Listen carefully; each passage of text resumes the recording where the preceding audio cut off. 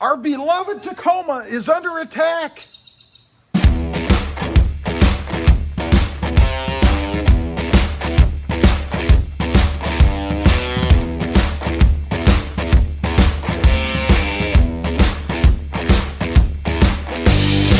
Well, good morning, everybody. How are you today? Pretty fearful here, and welcome to the channel. And that's right, our beloved Tacoma is under attack.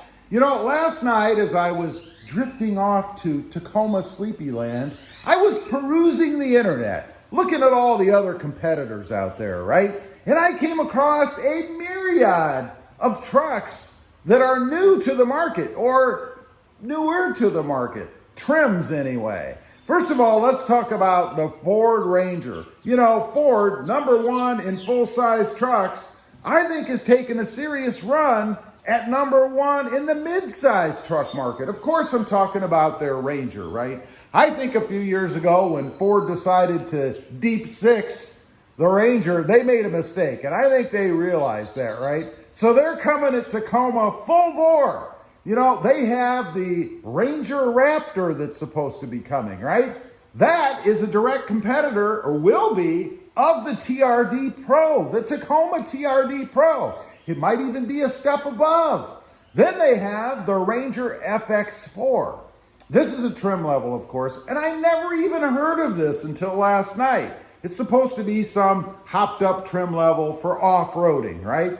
Then we've got the Ranger Trimmer, another hopped up version of the Ford Ranger, right? And speaking of hopped up versions of the Ford Ranger, I've heard that they're going to be coming out with a V6.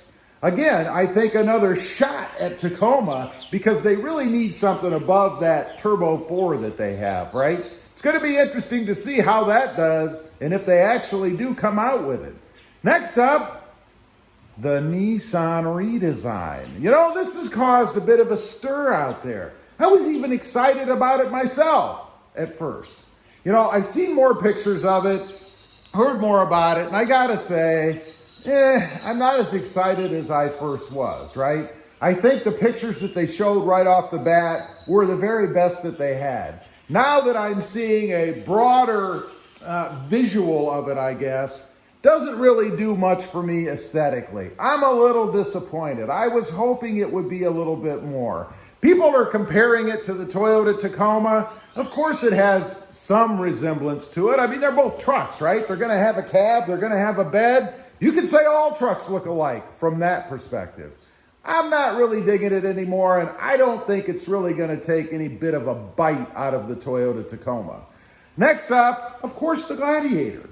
You know, I have a Gladiator, and I love the Gladiator. It's probably my second, real close, most favorite truck. It's capable, it's powerful, it's fun to drive, it's great for acceleration, kind of a barometer I have for the fun factor in pickup trucks, right? You got to be able to hit the gas and go, and it does. Love the truck, but I think the Gladiator in this case, probably not a real serious threat because it's more of a niche truck, right? People love them, people hate them. There really is no center ground. Then we have this new rumored Dakota that's supposed to be coming. Now, what I'm curious about is what is it going to be? Is it going to be a Dodge Dakota? Is it going to be a Ram Dakota? Is it going to be a Fiat Chrysler Dakota? I don't know. It's going to be interesting to see what they do with it.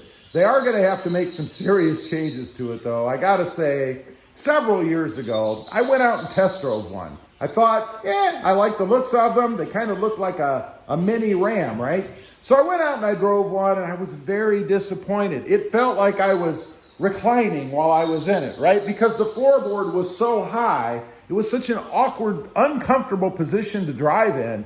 I wasn't really interested. So I think they're really going to have to do a little bit of redesign work and not base that truck on at least what they had before. We shall see. Next up is the Ridgeline. And I know a lot of you just perked up and went, what? Hey, they have changed that truck, made it more truck-like, at least in appearance. And it's starting to catch some eyes. You know, I've had several people on the channel comment to me that they're interested in the Ridgeline. A few have even ditched the Tacoma and went to the Ridgeline.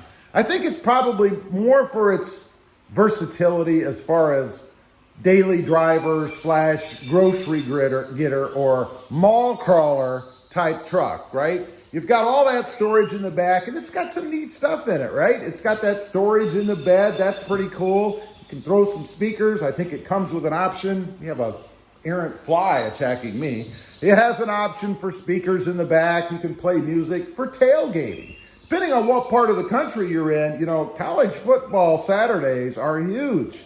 And I would think that truck would be very appealing to people that are into tailgating. I know where I'm from, Columbus, Ohio, the parking lots were always full for the Buckeye games, right? I don't know. Then we have a couple of outliers, right? The Colorado and the GMC Canyon.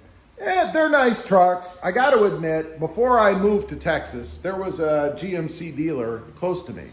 And I went over there and they had, I think, 3 lifted GMC Canyons. Man, they were awesome. I got to say, from an aesthetic standpoint, they look really good. Not worth the $50,000 or $60,000 price tag they had because, you know, the dealerships love to add more and more money the more stuff they put on them, right? But I got to say, those trucks looked pretty darn awesome in lifted version.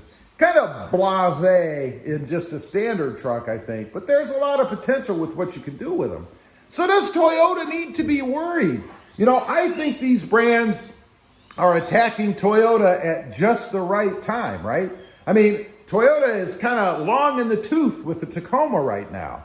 They did make some improvements in 2020, changed the radio, added the seat, changed some appearance things on the truck, but I don't think that's enough. I think they're going to have to do a little bit more, right? So it's going to be interesting to see what Toyota does and if they move the schedule up at all. I mean, they've got to be concerned. I know with the Tundra, they're not really in it to be number one, right? They're just in it because they're in it. But I don't think that's true with the Toyota Tacoma. When you're number one, I don't think you're in it just to be in it. I think you're in it to win it. So it's going to be interesting to see if Toyota moves that production schedule forward, that redesign, right? Because I'm thinking it's about 3 years or so out. And I don't think they have 3 years. I think the competitors are serious now, and they're attacking our beloved Tacoma now. Toyota needs to mount an offensive, right? They've got to come out with something that will at least counter what these other trucks are doing. And it wouldn't be that hard. Toyota, if you're listening, if you just give us a truck with a little more power, you'll be far ahead of all these others. And the diesel. Everybody says they want the diesel. Throw a diesel in that thing. You'll be right there. And I think they might be able to maintain that competitive edge with just those 2 simple things. I don't know. It's going to be interesting to see. Leave a comment. Let me know what you think. This fly, we're going to have a little problem here in a minute. Leave a comment. Let me know what you think. Does Toyota have anything to worry about? Is our beloved Toyota Tacoma under attack? I'd be curious to know. Also, real quick, I do have 2 additional channels. The first is RobMotive JT, all about that Jeep Gladiator. And RobMotive Civic, about my experiences with the Honda Civic Type R and the Honda Civic Sport Hatch. Check them out, and if you like them, why wouldn't you subscribe? Don't forget to click that notification bell so that you don't miss out on any upcoming videos. And do me a favor, smash that subscribe button on the way out. Thanks for watching. Stay safe out there. Bye.